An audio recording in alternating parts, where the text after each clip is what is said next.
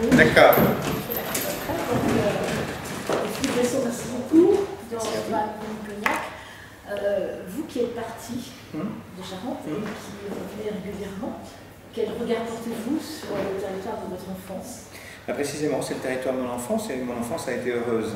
Donc forcément, j'ai le souvenir du bonheur. C'est-à-dire que c'est une enfance extrêmement protégée dans un petit village de 160 habitants qui s'appelait Lamérac, qui est à côté de Bar-Beauzieux, à 8 km de Bar-Beauzieux. J'étais le fils de l'instituteur. Donc j'ai grandi dans une école et devant mon regard, il y avait juste des vignes. Donc je viens de cette enfance-là, une enfance aussi début des années 70, au milieu des années 70, donc une enfance protégée du dehors, et du vacarme du dehors, parce que presque pas la télévision, évidemment pas du tout Internet ni quoi que ce soit. Donc je me souviens d'une bulle, de quelque chose voilà, de très protégé. Ouais.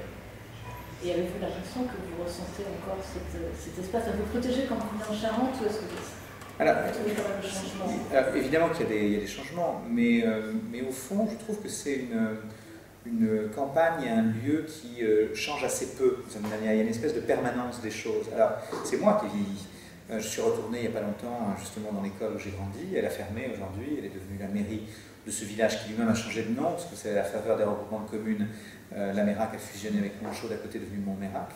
Donc c'est assez curieux de replonger dans un temps où on ne sera soi-même plus jamais. Et on voit le temps qui a passé. On a soi-même vieilli. Et les lieux ont moins vieilli que nous, d'une certaine manière. Ils étaient déjà vieux avant nous et ils ont gardé cette espèce de patine du temps. Voilà, c'est à la fois très émouvant de revenir sur ces traces. C'est à la fois un peu douloureux. Et puis c'est assez charmant quand même, précisément parce que c'est un temps heureux. Alors précisément, vous avez parlé des vignes qui étaient en face de l'école, ouais. où vous habitiez. J'ai fait les vendanges d'ailleurs, moi. Voilà, alors justement, la question, est-ce que vous pensez, parce qu'il y a un rapport au temps qui est particulier dans l'élaboration du cognac, qui n'est pas le même que dans l'élaboration d'un vin, quel qu'il soit, pensez-vous que ce rapport au temps que les viticulteurs, et de manière générale les personnes qui habitent dans le territoire de vigne,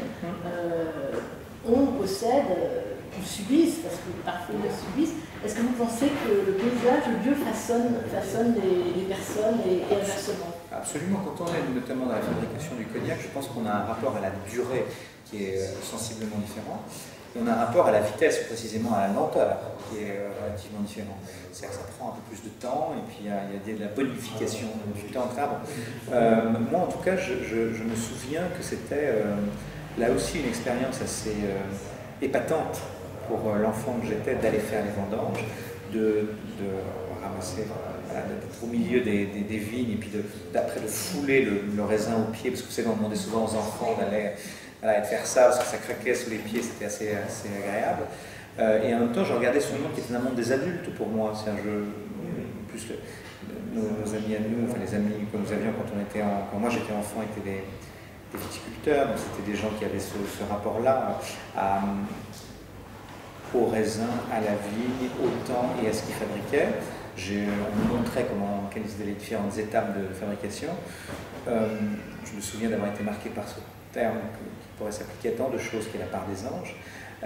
Donc c'est vrai que oui, il y a dans cette époque qui est une époque de l'urgence, une époque de la précipitation, retrouver une forme de lenteur et de confiance dans la durée, c'est assez réconfortant. Merci. Je vous propose un regard subjectif, donc, puisque le blog est totalement subjectif par rapport à l'environnement, sur votre œuvre, dont je ne cacherai pas que je suis fan. Moi, je vois un parallèle avec le travail du maître assembleur dans le cognac. C'est-à-dire qu'il rassemble différentes vignes en permanence pour pouvoir faire des coupes, pour pouvoir produire le cognac qui est à la fois toujours identique et en même temps toujours différent. Vos autres vies à vous sont plutôt autour de l'absence, du manque, de la perte de l'autre, et vous arrivez à assembler à chaque fois pour faire un cognac qui est un livre pour vous, totalement différent. Et j'ai l'impression qu'avec ce livre, Arrête avec tes mensonges, vous avez travaillé un peu comme le maître assembleur qui soudainement nous produit une édition limitée, sans crier gare. Il en produira dans d'autres années aussi, mais comme ça, sans crier gare, et qui nous percute complètement, qui percute tous les sens. Voilà mon regard totalement subjectif. Ça me va bien, j'aime bien. Et sur ce livre qui est bouleversant. Ça me va très bien ce que vous me dites là. Oui, je crois qu'en tout cas, quand on écrit des livres, à la fois on creuse un sillon, c'est-à-dire qu'on est fidèle à certaines obsessions, il y a des thèmes qui reviennent malgré nous parfois, ou volontairement. Vous les citiez, l'absence, la perte de l'autre, la disparition, comment se débrouiller avec les disparus. Tout ça, c'est des choses qui sont une matière que je travaille depuis de nombreuses années, malgré moi parfois, ou encore une fois volontiers. Et en même temps, j'ai l'obsession d'écrire un livre que je n'ai jamais écrit avant, c'est-à-dire de faire neuf à chaque fois, de faire surprenant en tout cas, de faire que le lecteur se dise « Ah ben non, cette histoire-là, je ne l'avais pas déjà lue avant ». Mais qu'en même temps, il y a un parfum, il y a une espèce de choses qui émanent du livre, qui soient familiers néanmoins, qui soient presque intimes.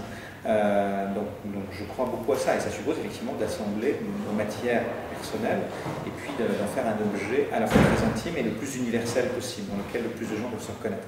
Donc j'aime beaucoup cette comparaison-là, elle me convient bien. Et puis ce livre-là, oui, avec tes mensonges, c'est presque encore plus que ça, parce que c'est presque comme si j'avais donné la clé, comme si j'avais donné la recette. Comme si j'avais expliqué comment je faisais. Ça ne se donne jamais, voilà, absolument. Et c'était la première fois que moi j'expliquais peut-être d'où ça venait tout ça, pourquoi c'était ça avant dans les livres, pourquoi il y avait ça avant dans les livres. Donc c'est plus que de l'assemblage, c'est aussi oui, la révélation presque d'un secret de fabrication. Moi je sais s'il ne faut pas le faire, je sais, mais allez, on a le droit, nous écrivains, de faire autre chose que les maîtres de l'art. Merci beaucoup. Merci.